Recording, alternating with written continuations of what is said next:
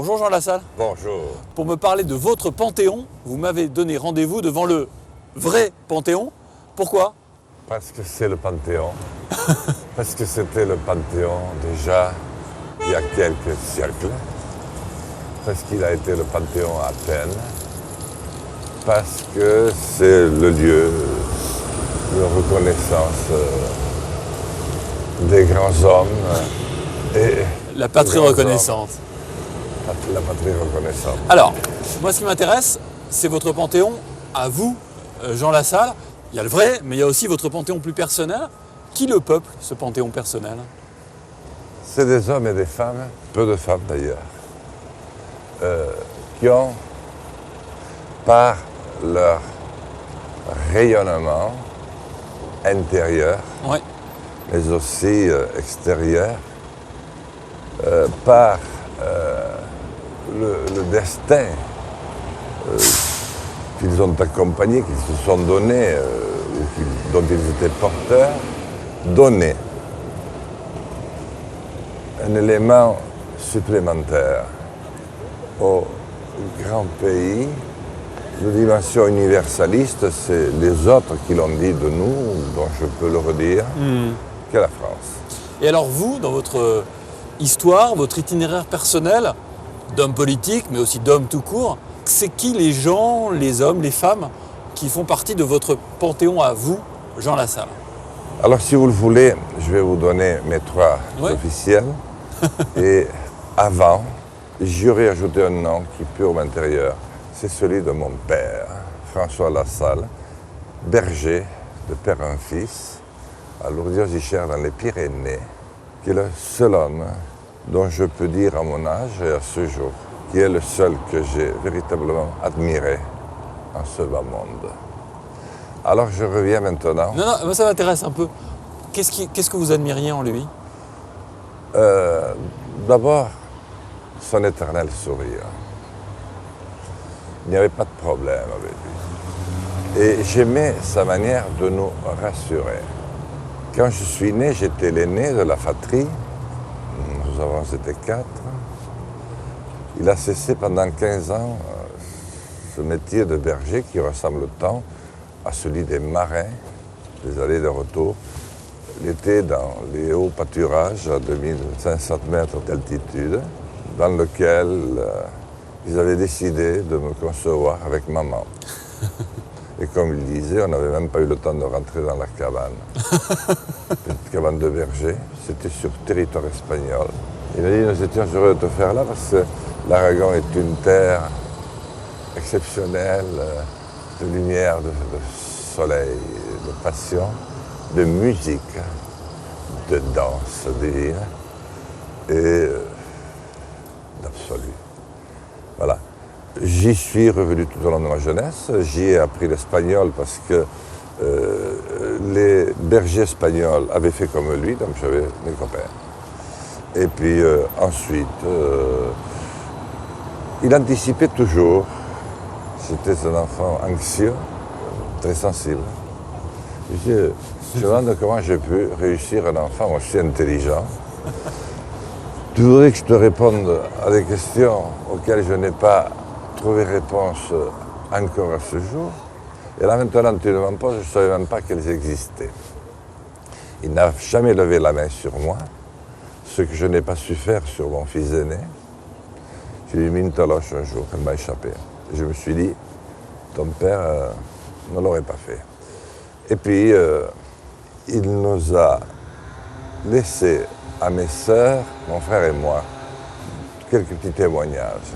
Du style, si tu dois entreprendre un long chemin et que ton esprit et ton cœur sont encombrés, assieds-toi sur un caillou. Aujourd'hui, on dirait, prends une chaise et réfléchis. Rare, au bout d'un moment, la réflexion va te gagner et tu ne vas plus penser à rien. Tu verras à peine ton entourage s'affliger devant tant d'indécision. À un moment donné, ça va s'éclaircir dans ta tête. Et à ce moment-là, si c'est oui, tu t'en vas et ne te retourne plus. Et il m'avait dit aussi, je vois que tu veux faire de la politique. Tu as bien du courage. C'est un grand et beau pays, capable de pire lâcheté, mais aussi d'un génie hors du commun. N'oublie pas qu'il y a quelques années, il collaborait encore à 99% pendant 80 ans et demi, mal inspiré. Je crois que si tu veux dire quelque chose, dis qu'on pourrait peut-être arrêter maintenant ce mouvement de l'exode rural commencé avec la révolution industrielle, que Paris sera un jour trop peuplé qu'il faudra des sous-villes à Bordeaux et à Pau, et que si nous restons trois dans le village, on se bouffera le nez. Ton frère, il vaut mieux qu'il prenne la suite parce que j'étais berger, il y avait eu un accident, j'étais devenu berger pendant ce temps. Parle aux brebis et aux animaux, et les animaux le comprennent et lui répondent. Et toi, dans 10 ans, te feras chier.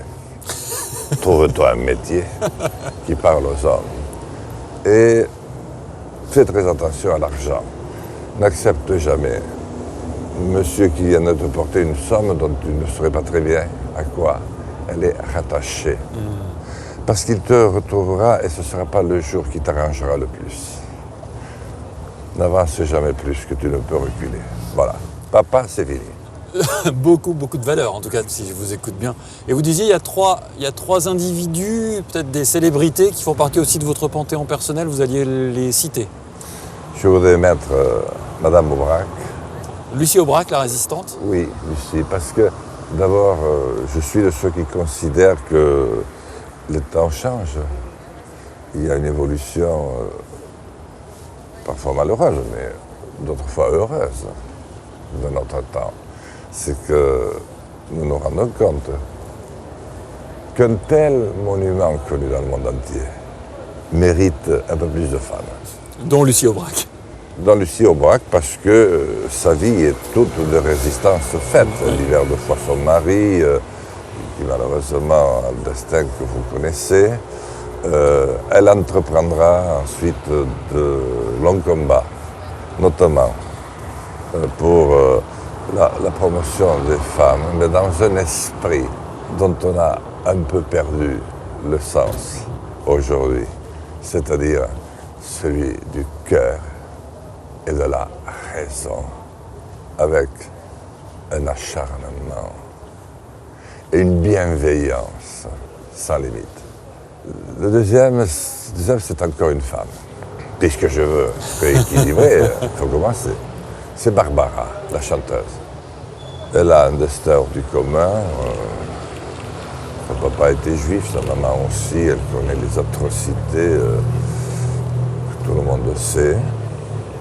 Et puis, elle connaît, dans les années 70 notamment, avec l'Aigle Noir, un succès non seulement français, mais quasi planétaire. Alors que, dans le fond, elle est inconnue. François Mitterrand proposera, quelques années plus tard, de lui verser l'équivalent du RSA. Cette femme, j'ai eu l'immense bonheur de la rencontrer, par hasard, comme j'ai rencontré d'autres personnes par hasard. Eh bien, cette personne ressemblait à ce qu'elle était, totalement. Bien sûr, elle était, comment je devrais dire, elle ne dormait pas, elle était habitée par le malheur intérieur de son enfance, violée des années durant par son père. C'est l'Aigle Noir. Et en même temps, il pouvait y avoir une telle joie dans son regard, un tel bonheur dans ses expressions, que c'est aussi une personne qui m'a marqué à vie et qui, je pense, les générations suivantes s'en rendront compte, découvrant son histoire, qu'elle a marqué d'une certaine manière aussi l'humanité. Enfin, mon dernier est un homme, c'est Marcel Pagnol. Marcel Pagnol, parce que j'ai aimé Marcel Pagnol passionnément dès que j'ai su lire. C'est lui qui vous a donné l'amour de la littérature? Il n'y a pas seulement lui, j'ai plusieurs faisceaux, mais lui, oui, il y a beaucoup contribué. D'abord parce qu'il n'avait pas honte de parler de sa famille. Alors de mon père, il faut l'écrire, sa mère, c'est pas facile, personne ne fait pratiquement ça. Ou quand on le fait aujourd'hui, on le fait pour être avec les mots justes d'aujourd'hui, dans le ton. Là, il n'y a pas d'équivoque. Et puis, ensuite, c'est tout ce que vous voulez, Marius. Qu'est-ce que vous voulez? Il n'y a pas besoin. On s'étend sur lui. Puis les acteurs qui ensuite ont incarné toute cette série qui a rendu cette région de Provence, puis plus tard Marseille, un peu célèbre, vous n'avez pas besoin de ça dans le monde entier. Mais il y a aussi le nom des sources qui dit... Donc une bergère. Oui, mais qui dit les joies et les tragédies de ce qu'on appelle aujourd'hui le monde rural et les territoires. Et à ce moment où on commence à s'intéresser à nouveau à l'avenir des territoires et à leur place en France et dans le monde, je pense qu'il est un de nos meilleurs ambassadeurs. Je vous demandais si on allait parler un peu de ruralité. On l'a fait avec Marcel Pagnol. Merci beaucoup, Jean Lassalle, de nous avoir donné un petit peu de votre panthéon et de votre intimité aussi. Merci, Merci beaucoup. Infiniment Merci beaucoup. de m'avoir offert cette occasion de le faire. Je n'aurai certainement plus jamais cette chance. Je l'ai prise. Eh ben, merci de nous l'avoir À donné. le corps Merci. et avec bonheur. Merci.